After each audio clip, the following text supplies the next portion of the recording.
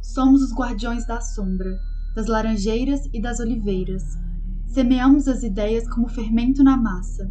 Nossos nervos são de gelo, mas nossos corações vomitam fogo. Quando tivermos sede, espremeremos as pedras e comeremos terra quando estivermos famintos. Mas não iremos embora e não seremos avarentos com o nosso sangue. Aqui temos um passado e um presente. Aqui está o nosso futuro.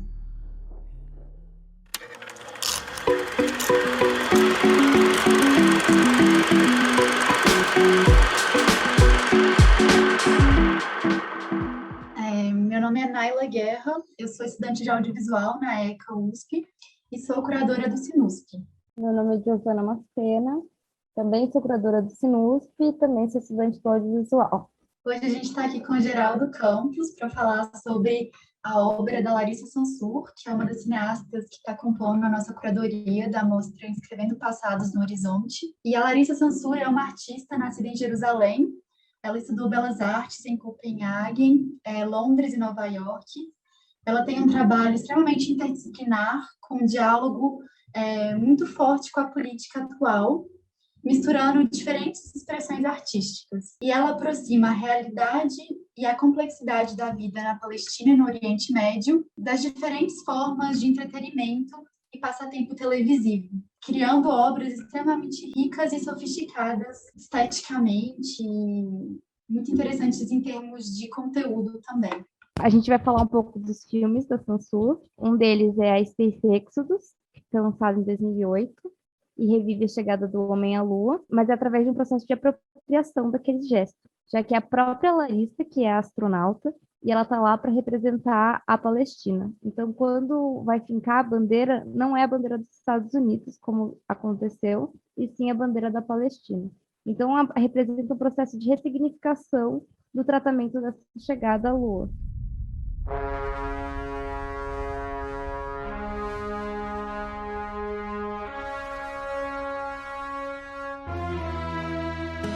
That's one small step for a Palestinian, one giant leap for mankind. Este é um pequeno passo para a Palestina e um passo gigante para a humanidade. Ao invés de ser o tratamento espetacularizado com finalidades específicas que aconteceu quando foi os Estados Unidos, que tinha como finalidade demonstrar o poderio americano na Guerra Fria, para Sansur levanta uma questão irônica que pergunta qual é o lugar do palestino no mundo, já que eles são constantemente expulsos do seu território, e a resposta seria esse espaço, para o próprio título, né? O Êxodo. Outro filme da Larissa que a gente gostaria de destacar aqui no podcast é o Nation State, que é um filme de 2013, é um curta-metragem de ficção, ficção científica, né, que tem uma abordagem distópica e ao mesmo tempo humorística, que pensa uma solução para o Estado palestino. E a solução seria um Estado vertical, um Estado construído dentro de um arranha-céu colossal que abrigaria a Palestina e a população palestina, onde cada andar seria uma cidade da Palestina, considerando que eles foram tão encurralados que agora o que sobrou é tentar se verticalizar, né? O outro filme que a gente gostaria de destacar é um que está na nossa mostra agora do Sinusp, que é No Futuro Eles Comiam na Melhor Porcelana, e o filme se estrutura através de um diálogo com a personagem que se auto-intitula uma terrorista arqueológica, e a principal linha de ação é enterrar porcelanas como uma forma de construir evidências que amparem as reivindicações futuras sobre aquela terra. E é uma forma de criar sobrevivências, já que a instrumentalização da arqueologia acabou se tornando uma forma de poder que justifica a exclusão de um povo, sob a desculpa de um direito primordial sobre aquele território. Então, a personagem diz que se há muito excluíram o povo palestino da matemática dos governantes, então chegou a hora de bagunçar os números ao adicionar novas evidências, mesmo que elas sejam fictícias. Vou apresentar o Geraldo agora, que é o nosso convidado. Entre muitas outras coisas, o Geraldo é doutor em filosofia pela FEFELESTE USP. É professor atualmente na Universidade Federal de Sergipe e pesquisador da Cátedra Eduardo Said, na Unifesp. Ele foi diretor cultural do Instituto de Cultura Árabe de São Paulo. Atualmente pesquisa o cinema dos países árabes, com tese sobre o cinema palestino e os movimentos sociais contemporâneos. Ele é curador e jurado de mostras e festivais de cinema árabe. Geraldo, queria te agradecer muito por ter aceitado esse convite para conversar sobre a Larissa Sansur e queria te pedir para começar contextualizando brevemente o conflito entre palestinos e israelenses. É óbvio que você não vai conseguir se adentrar muito e aprofundar, porque o nosso tempo é curto, mas eu acho que seria interessante para as pessoas se localizarem a obra da Larissa Sansur no tempo e no espaço, né?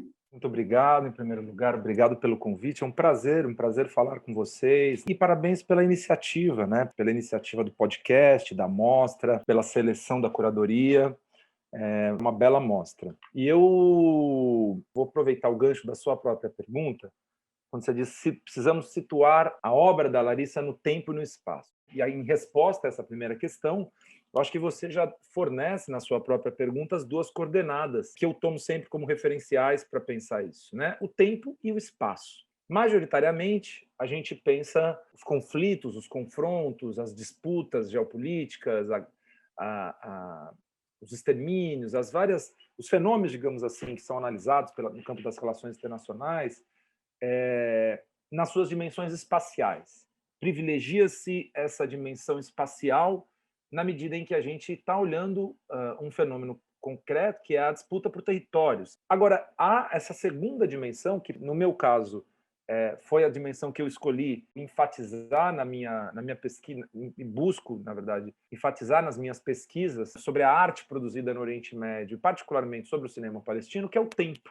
Então, para mim, a dimensão temporal, enfatizar a dimensão temporal é essencial, não apenas para a gente poder entender ou, de alguma maneira, captar algumas camadas que não são de imediato evidente na obra desses artistas, como para a gente pensar particularmente o cinema da Larissa Sansur, mas também para nós entendermos o que está acontecendo. O recorte inicial, aquilo, digamos, o ponto de entrada, eu vou usar um conceito de um intelectual palestino que eu gosto muito, que é o Edward Said. Ele tem um conceito que ele formulou de começos, né? Os começos. Eu gosto sempre de usar esse conceito metodologicamente como um ponto de partida para poder falar ou pensar o confronto colonial palestino, a situação de Israel-Palestina, porque começo, como diz o Said, é diferente de origem. Então, quando a gente se pergunta sobre a origem de algo, é sempre uma ideia de uma anterioridade remota sobre a qual muitas vezes nós não temos acesso por não dispormos dos elementos, digamos, que nos permitiriam investigar essa situação. O começo, no termo do Said, ele é sempre uma produção intencional de significados. Então, o começo é algo que você estabelece. Eu estou falando a partir desse ponto, né? Porque o começo ele é ativo, ele se abre para o futuro, diferente da origem, que é passiva e obrigatoriamente te lança ao passado. Eu estou escolhendo aqui propositalmente um método para pensar e para tentar começar a responder a sua pergunta, mas obviamente eu já estou entrando num campo que é o campo que compõe o universo estético e político das obras da Larissa. Porque esse tema que eu estou puxando inicialmente como questão metodológica, essa relação entre origem e começo, para mim é uma questão que ronda os 4 filmes da Larissa, já incluindo o In Vitro também, o último filme dela. Então, qual é o começo, no sentido saidiano, que eu vou tomar, o ponto de partida saidiano que eu vou tomar para falar? Eu vou tomar como referência a compreensão do que acontece no século XIX com o surgimento e com a consolidação do movimento sionista, né? O movimento sionista, que é um movimento nacionalista judaico, que vai se organizar a partir de judeus europeus. A gente precisa lembrar de um contexto de perseguições que aconteciam em vários países da Europa e que terá um desenvolvimento também teórico e que vai se converter num movimento político, com uma reivindicação, que é a reivindicação de um Estado judaico. Esse debate está colocado, a gente precisa lembrar do que é, portanto, o contexto do século XIX, né? O contexto, do ponto de vista da história das ideias, dos pensamentos, das questões que estavam em jogo, do ponto de vista do imperialismo, do colonialismo europeu, o que é a Europa do século XIX quando a gente está pensando. E essa Europa da virada do século XIX para o século XX, nesse período que vai anteceder a Primeira Guerra Mundial, o período da Primeira Guerra, do entreguerras e até o fim da Segunda Guerra Mundial. Quer dizer, é importante entender o papel dos Estados europeus na redefinição ou na ocupação e na definição de zonas de influência e de controle direto no chamado Oriente Médio. Entre elas, parte disso é o que se estabelece na região da Palestina, ou na Palestina, especificamente, com o protetorado britânico, portanto, com domínio direto exercido pela Grã-Bretanha. Quero deixar registrado, então, esse período e, particularmente, o compromisso que naquele momento é assumido. Tem alguns marcos disso, pensando em 1917, por exemplo, como a Declaração Balfour, ou seja, um compromisso que os britânicos assumem com o movimento sionista, de um lado, né, mas também com lideranças árabes, de outro, se comprometendo, portanto, com um lar nacional judaico. A expressão aqui, portanto, veja que eu não falei um Estado, mas com um lar nacional judaico. Bom, eu vou encurtar a história, porque há toda uma sequência de acontecimentos políticos, tal, não sei o quê, mas o importante é dizer as revoltas que acontecem entre 36 e 39 na região, e na Palestina especificamente, e depois, com o fim da Segunda Guerra Mundial, também com a Resolução 181 das Nações Unidas, né, em 47, que vai estabelecer, portanto, a chamada partilha daquele território, né, no qual em uma parte seria formado um Estado judeu, em outra parte seria formado um Estado árabe, sobre esse território, que é o território da Palestina histórica. Bom, essa dinâmica que eu sintetizei a partir de alguns acontecimentos e eventos, vamos dizer, das relações internacionais, ela vai, em 48, já no fim de 47, começo de 48, ela vai desencadear uma guerra, vai desencadear um conflito na região, que vai conduzir à implantação do Estado de Israel, né? Isso vai ser o ponto de confluência desses processos que eu estou falando. Essa implantação, e mais uma vez, a atenção às palavras, né? Eu não gosto de usar a palavra criação, porque criação me remete a um ato divino, né? Então, implantação no sentido de surgir uma entidade estatal alheia àquela região, que não havia naquela região. E aí é a questão que se coloca e que vai marcar toda a produção estética palestina a partir de então. Esse evento, esse momento da criação de Israel, o que ele significa na prática do ponto de vista espacial e temporal, para retomar os dois eixos que a Naila apresentou na pergunta.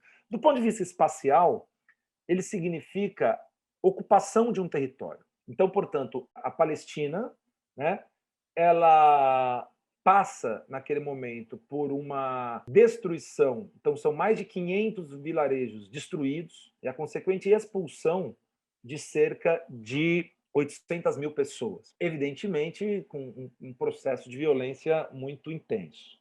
Então, do ponto de vista espacial, há uma fragmentação. Então, há uma expulsão. Como a gente pode interpretar? E aí entra a historiografia.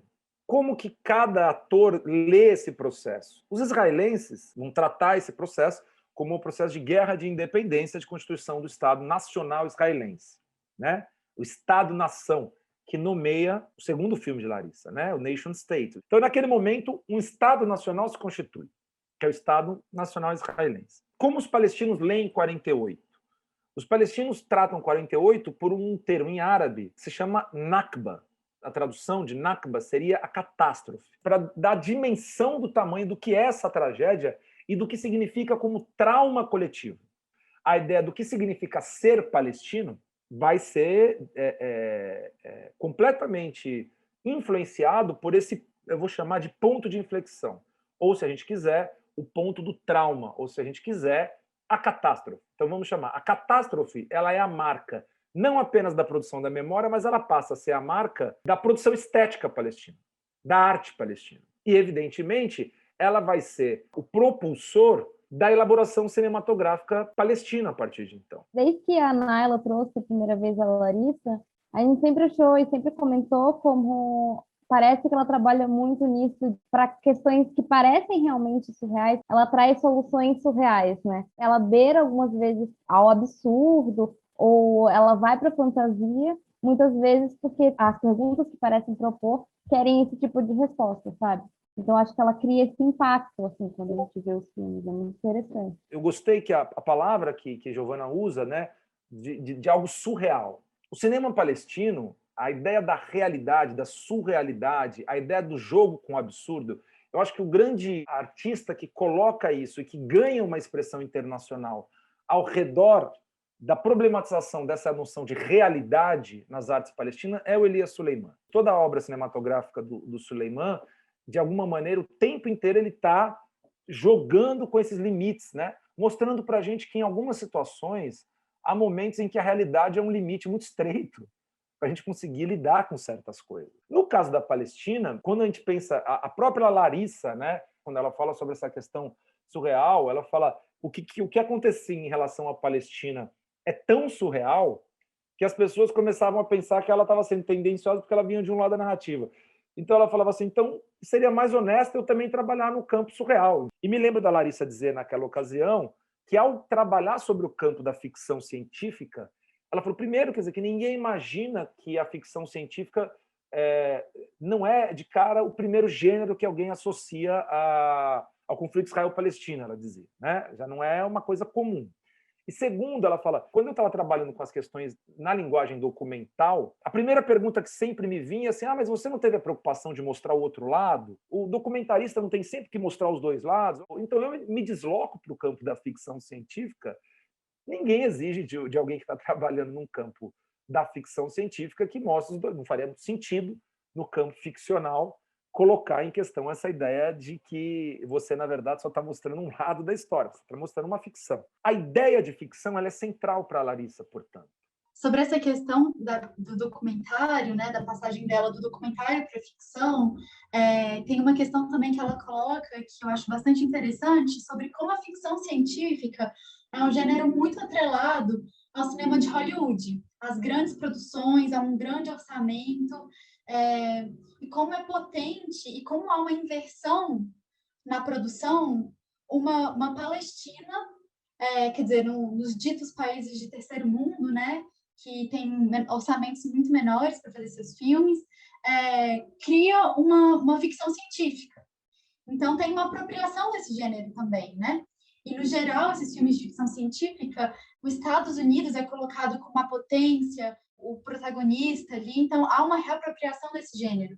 Ao mesmo tempo, também, como esse gênero é dominado por homens. Homens como protagonistas, homens como diretores, e na obra dela é muito interessante como ela se coloca, ela é uma diretora, né, trabalhando com ficção científica, o que é uma coisa rara, e também ela escolhe protagonistas mulheres. O primeiro filme é só ela é inclusive a atriz do filme, né? O segundo filme ela também é a atriz, nós temos alguns outros personagens, mas ela é a personagem central. E no terceiro filme, não é mais ela a atriz, mas ela escolhe uma protagonista mulher que dialoga com uma outra personagem que também é uma mulher. Então, esses elementos assim ligados à ficção científica e à escolha dela pela ficção científica são elementos também muito potentes numa série de subversões que ela está propondo, que ela está criando, né? Eu acho que um olhar atento sobre o cinema árabe, isso vem acontecendo por parte de curadoras, é o caso de vocês, é o caso de outras curadoras aqui no Brasil, em outros países, né? Há um movimento, acho que, de curadoras de tentar olhar também para o cinema árabe com outro olhar. Por quê? Porque ainda, evidentemente, há uma percepção sobre o que é o mundo árabe em relação a questões de gênero, que, evidentemente, não significa eximir nenhuma região do mundo das possibilidades do patriarcado, muito pelo contrário, mas evitar uma postura de uma espécie para dizer de uma maneira até bem generalista e rasa, do que seria um olhar ocidental, para usar um termo aqui do Eduardo Said, uma espécie de um orientalismo em relação a essas questões. Se você analisar hoje, não hoje, mas já nas últimas 2, 3 décadas, se você pegar o que é o cinema produzido nos países árabes hoje, se você pegar entre cineastas, diretoras, produtoras, atrizes, curadoras, nas várias posições dentro do universo cinematográfico, o papel das mulheres é absolutamente, não apenas muito forte, como se você comparativamente for comparar com outros países do mundo, se você quiser comparar com Hollywood, por exemplo, se você for proporcionalmente comparar em termos das produções e do protagonismo em relação a essas produções, você vai perceber que a gente está falando de outra coisa. Se você olhar para o cinema dos países árabes, se você olhar para o cinema palestino, para o cinema libanês, né? Olha para o cinema libanês, para as artes libanesas, olha para o cinema marroquino, para as artes marroquinas, olha para a Argélia, né? Para as artes argelinas, para a Jordânia, né? Mesmo na Arábia Saudita, que é um país com muito mais dificuldades, restrições para as mulheres, se você pegar o cinema saudita, né? O que tem, que é pequeno, que é tímido, que é iniciando, mas assim, você vai ter ali o papel fundamental das mulheres para a existência do cinema da Arábia Saudita. Se você olhar para os Emirados Árabes, é a mesma coisa. Então, a gente precisa, eu insisto sempre nisso, precisa sempre olhar com muita atenção, até para a gente não passar por cima do trabalho que essas mulheres vêm fazendo lá nesses países. No caso da Palestina, eu acho que, sem dúvida, isso é algo a ser notado. A gente pode falar de várias, a gente pode falar de Larissa, a gente pode falar da Anne-Marie Jassir, a gente pode falar da May Odeh, a gente pode falar, né, de inúmeras cineastas palestinas, a mesma coisa no campo musical. Então, são, sem dúvida, pessoas que a gente precisa conhecer mais o trabalho delas no Brasil, estudar. É um convite para um campo de estudos assim para quem se envolve com o campo da arte e quer entender melhor o Oriente Médio.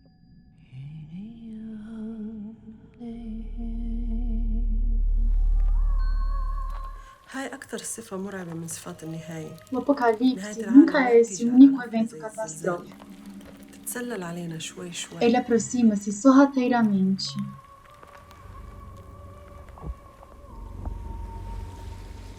É possível você observar na própria documentação das forças sionistas da época, nas forças militares, dos grupos, como foram ocorrendo os processos de limpeza, de extermínio, as destruições dos vilarejos, a expulsão das pessoas, e que, na verdade, havia um planejamento, de que não foi uma coisa aleatória, ou seja, ao contrário do que uma versão sobre esse período retrata de que houve uma guerra, que é digamos, um tópico muito recorrente quando se trata do tema da Palestina, né? Aqui no Brasil também muito recorrente, que assim, bom, mas nós temos que ouvir os dois lados, então existem sempre duas versões.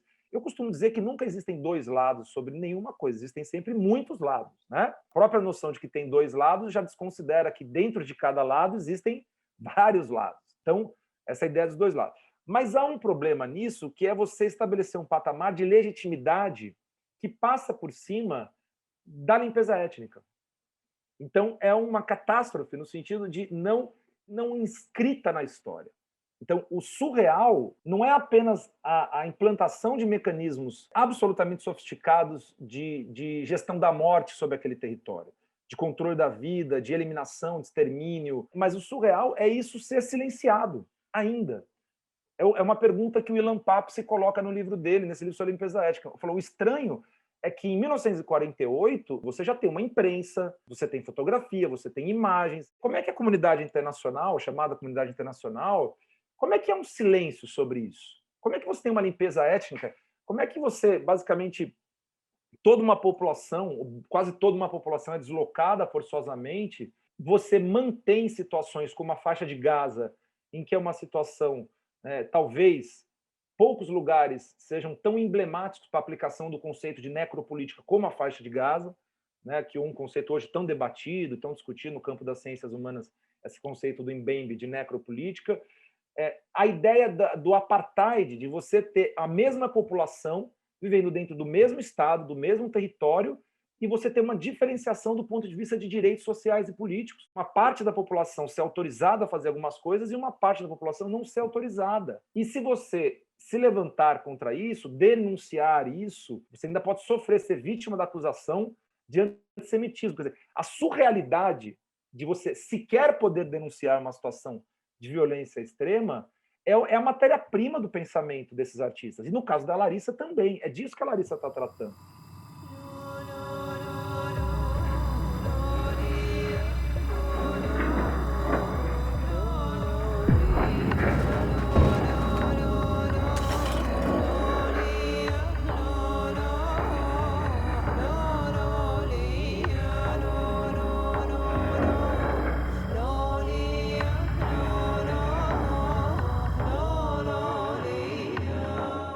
Então, quando se fala da surrealidade, toda a obra da Larissa é uma projeção distópica.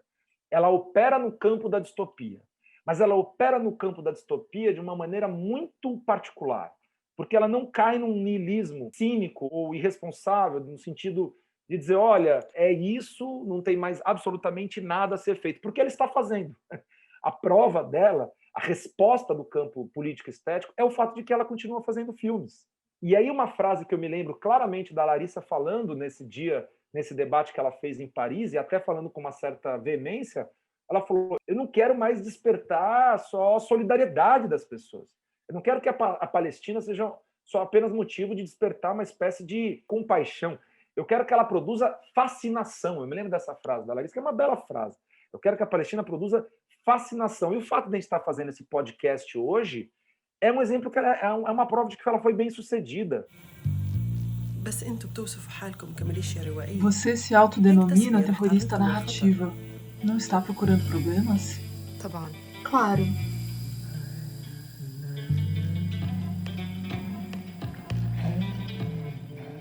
No fim dos anos 80, a intifada, a primeira intifada, é um tipo de resposta pela revolta. A intifada, ela rasga a temporalidade histórica, porque ela abre um outro campo de ação política, né? É uma revolta da sociedade palestina, não é uma revolta dos partidos, das institucionalidades, é uma revolta, a própria palavra intifada, ela é um conceito político, então ela abre esse campo do que é a revolta política, que abre novas possibilidades.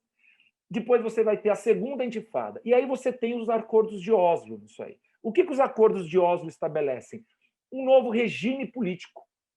Então, a noção de acordo de paz, portanto, a noção de paz para os palestinos, ela, na verdade, é a intensificação da catástrofe.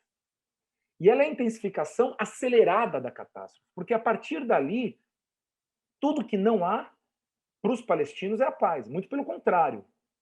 Porque ela gera, na verdade, um tipo de controle em que a autoridade ela vai, portanto, fortalecer, criar essa autoridade, assim, o papel dessa autoridade palestina que vai assumir esse lugar de gestão daqueles territórios, uma gestão que continua sem autonomia, portanto, não há um Estado, mas há um tipo de controle, como se fosse um zelador daqueles territórios, onde Israel mantém, na prática, todo o controle militar, todo o controle político, etc. e tal. Por que isso é importante entender em relação ao projeto estético da Larissa Sansur? A gente tem que entender, nessa modulação das lutas políticas palestinas, onde está o futuro. Aí é que está a questão. A Larissa se desloca para o tempo do futuro, da ficção. Perfeito. Mas o que é o futuro no coração da catástrofe? O futuro, em 48, ele não há. O futuro em 48 é a esperança de que a gente vai retornar para a nossa terra. Por isso que o conceito de retorno, de Auda, é muito importante para a cinematografia palestina, para as artes palestinas em geral. Portanto, a arte palestina das décadas de 50, 60, 70, 80, ela é fortemente simbólica. São símbolos associados à perda e à possibilidade da retomada. Então, a chave, a oliveira, que é o símbolo da terra, a mulher como metaforização da terra, mas também a mulher como expressão da luta. O cacto, aquele tipo de cacto, é sabr em árabe. Sabr é também a paciência da espera. Né? Sabr, a mesma palavra que designa o cacto, ela designa essa paciência, essa temporalidade. Então, o que são esses jogos de temporalidade? O que é o futuro no final dos anos 60? Bom, o futuro é aquele que nós vamos alcançar por meio de uma luta armada, por meio da guerrilha. Então, a arte palestina, o cinema palestino do final dos anos 60, ele é um cinema produzido a partir das organizações revolucionárias palestinas. Ele é um cinema chamado cinema das organizações, ou o período do cinema revolucionário. Nessa dinâmica, duas coisas confluem, quer dizer, a luta para poder ter um Estado nacional. De um lado, aquela geração de 68, essa geração dessas lideranças, dos chamados fedaim, dos guerrilheiros. Então, há toda aquela iconografia. Então, a produção imagética é fundamental. Junto a isso, soma-se a luta pela sua própria imagem, pela produção da imagem. Então, o cinema ele se mistura de tal maneira à luta política palestina no final dos anos 60 que é impossível você discernir as duas coisas. Bom, o que acontece já depois de 67, a derrota é absolutamente contundente. Então, 67, a palavra que resume é derrota. Essa geração ela tem que engolir uma derrota muito contundente. E aí, quando acontece o Acordo de Oslo, os chamados Acordos de Oslo ou Acordos de Paz, a palavra é conciliação e rendição. Mas o que interessa do ponto de vista das artes é que o que desaparece ali, claramente, é aquela luta política. Portanto, o horizonte, o futuro nos anos 2000, depois de Oslo, ele não está colocado como estava colocado para a geração anterior. Não há mais luta revolucionária. Não há mais possibilidade sequer de imaginar o que vai ser esse Estado Nacional. Vai ser uma lenta desintegração da comunidade, vai ser a aceitação de que Israel é, de fato, um poder soberano ali e que não há mais possibilidade, ou seja, não só a derrota, como era esse termo de 67, mas a ideia de uma certa rendição diante dessa derrota. A geração seguinte, portanto, a geração de artistas da idade da Larissa, da geração da Larissa, é a geração que vem depois de Oslo. Então, você não pode esperar que a projeção de futuro da Larissa, o futuro não é o futuro sonhado daquele horizonte onde o Estado é resultado de uma luta revolucionária. Ela pula o futuro e projeta uma temporalidade do pós-futuro. E o pós-futuro é o cenário apocalíptico. O pós-futuro é onde fica evidente que a catástrofe ela não é o evento traumático de 48, ela é continuidade. A catástrofe nunca se encerrou. Estamos depositando artefatos para que futuros arqueólogos escavem. Esses fatos confirmarão a existência deste povo que estamos remetendo. E, por sua vez, sustentarão as reivindicações dos descendentes pela terra, criando uma nação de fato. A disputa sobre essa temporalidade do passado, o passado ele passa a ser, ele é a disputa do presente. Se eu entender que esse passado, na verdade, está em disputa, eu não preciso me render a essa ideia. E aí ela abre o campo da ficção científica. Então, porque o presente é a catástrofe, então ela abre uma temporalidade futura para, na verdade, disputar o passado. E ao fazer isso, o que ela está fazendo? Ela está exibindo um filme como esse na Bienal de Veneza. Então ela está, na verdade, incidindo diretamente sobre a disputa do presente. E ao fazer isso, ela conscientemente afirma no terceiro filme assim: nós, palestinos, ou seja, nós, cineastas palestinos, somos os arquivos que serão interpretados. Então ela também está incidindo sobre o futuro. É óbvio que a própria existência da Larissa e da arte palestina é o maior exemplo, é o maior símbolo de que o projeto sionista do desaparecimento, do extermínio, do apagamento dos rastros, ele é fracassado. Ele é bem sucedido num plano, mas ele é fracassado em outro plano, porque ele não consegue apagar, ele não consegue silenciar uma pessoa como a Larissa. Nossas ações são intervenções históricas.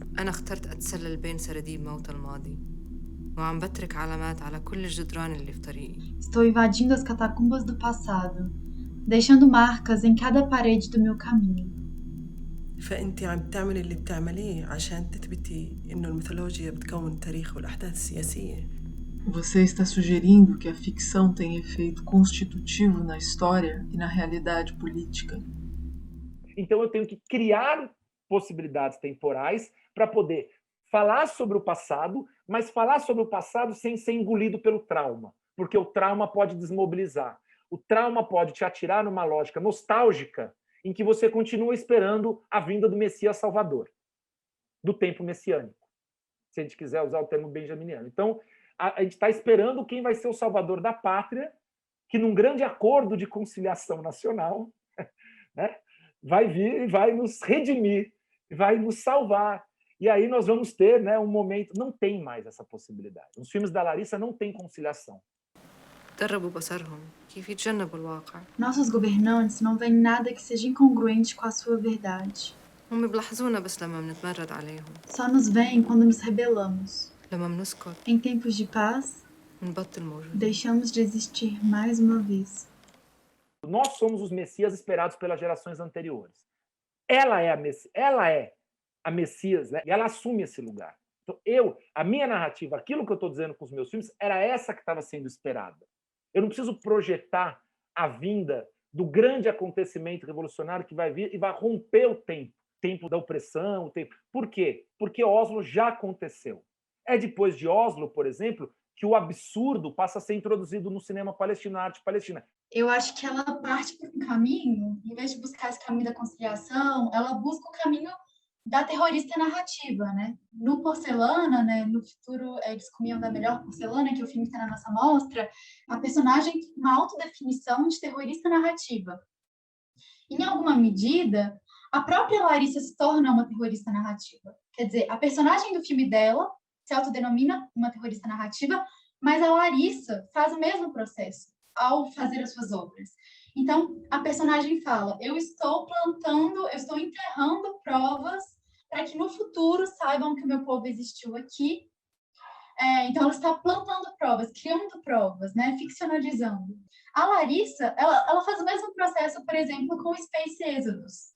Ela está criando uma narrativa, tá? Por meio do cinema, criando uma outra história, uma outra forma de se pensar a história, né? Questionando o discurso oficial. Então, a Larissa, em alguma medida, também se torna essa terrorista narrativa que a personagem dela reivindica no Porcelana. E aí, nesse sentido, ela também está partindo para uma guerrilha de linguagem, porque ela reivindica o termo terrorista, que é justamente um estereótipo das pessoas árabes, né? Um estereótipo extremamente negativo. Então, nesse sentido, ela está subvertendo, ela está fazendo uma guerrilha, né? Se apropriando desse termo terrorista e positivando isso. E, ao mesmo tempo, a paz, que é algo que, no senso comum, é extremamente valorizado, ela está questionando isso e mostrando como isso também parte de um ponto de vista. Falar que está tudo bem com a paz é uma questão de ponto de vista. Está tudo bem para quem, né? A paz, não há... essa ideia é muito problemática. A gente já poderia problematizar isso sob vários ângulos, mas no caso dos palestinos especificamente, falar esse conceito é mais problemático ainda, porque não houve, não há.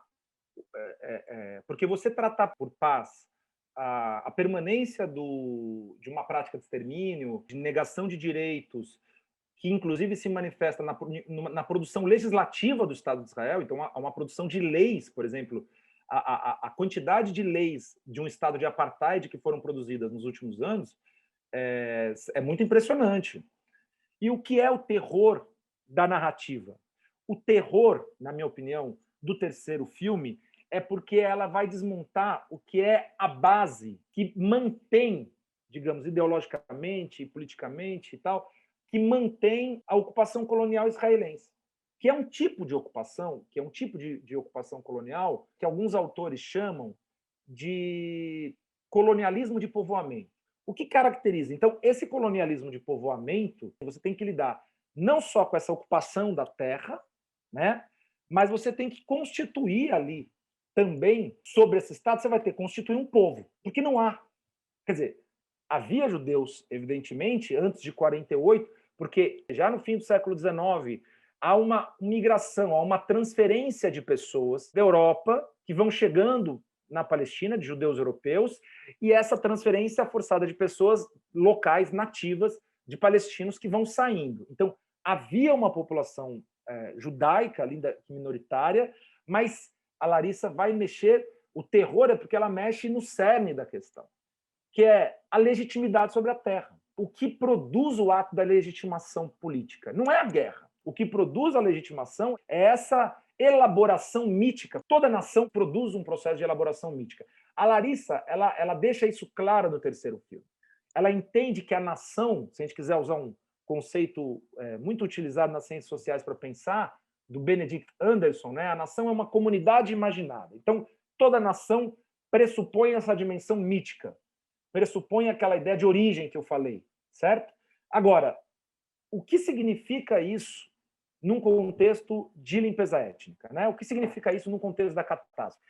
É isso que a Larissa está jogando no terceiro filme. Por isso a cerâmica, por isso a arqueologia, por isso a inserção digital de imagens do passado, jogar com o digital, por isso aquela coloração pós-apocalíptica laranja avermelhada e por isso o recurso à fantasmagoria.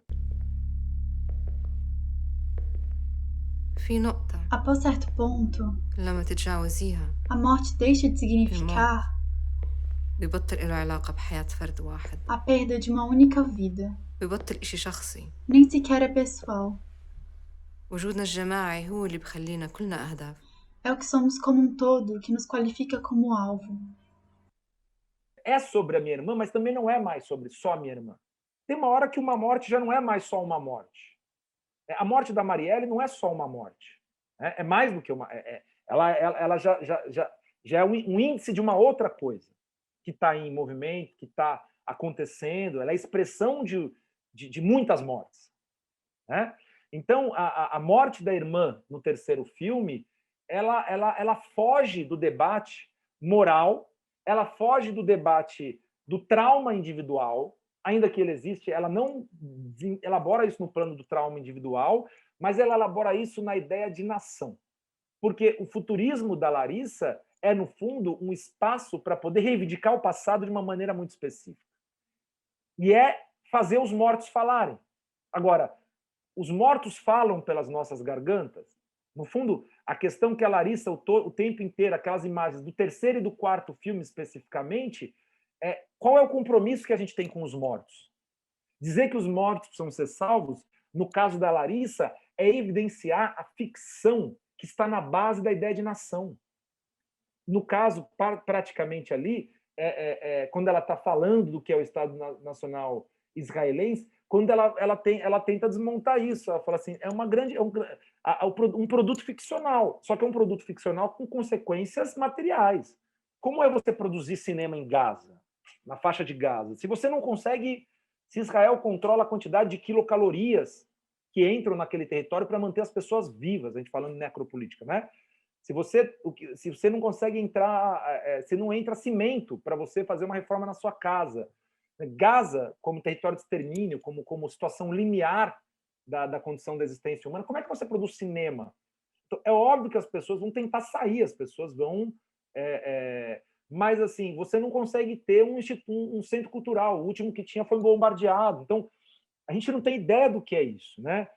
Você viver sob bombardeio constante, sobre tanques. Para vocês terem uma ideia, os artistas palestinos, durante a intifada, primeira intifada, eles não podiam usar, por exemplo, se eu quisesse pintar um quadro, eu não poderia colocar no meu quadro as cores vermelha, verde, branco e preto.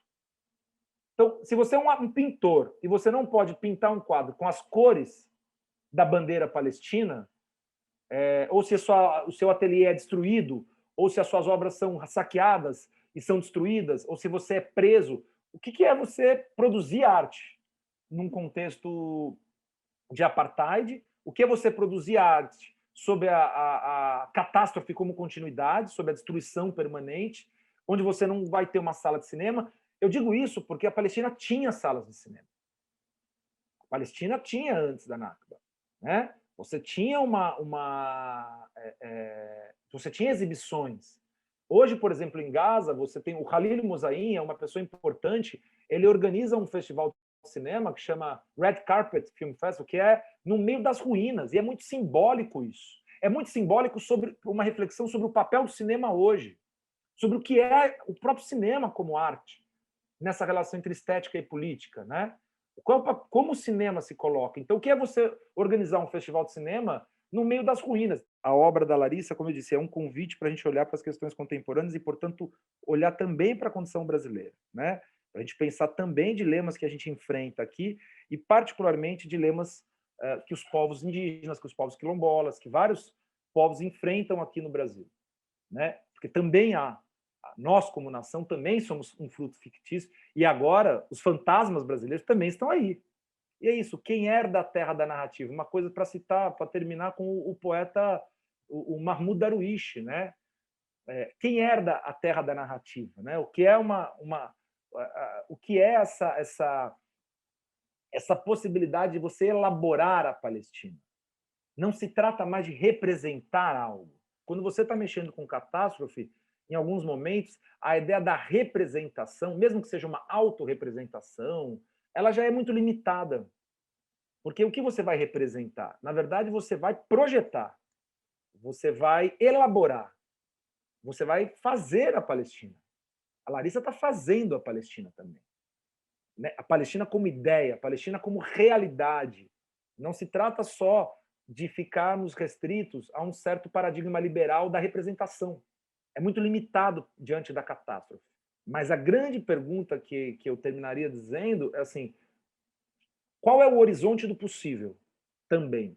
Como a produção estética, como o cinema pode ser capaz de gritar para a gente alguma coisa sobre o horizonte do possível, no plano da política, sobre o devir de um determinado povo.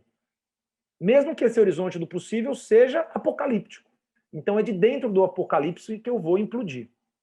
Aí é o terrorismo da narrativa. Esse é o terror. Mas é um terror que nos é muito contemporâneo.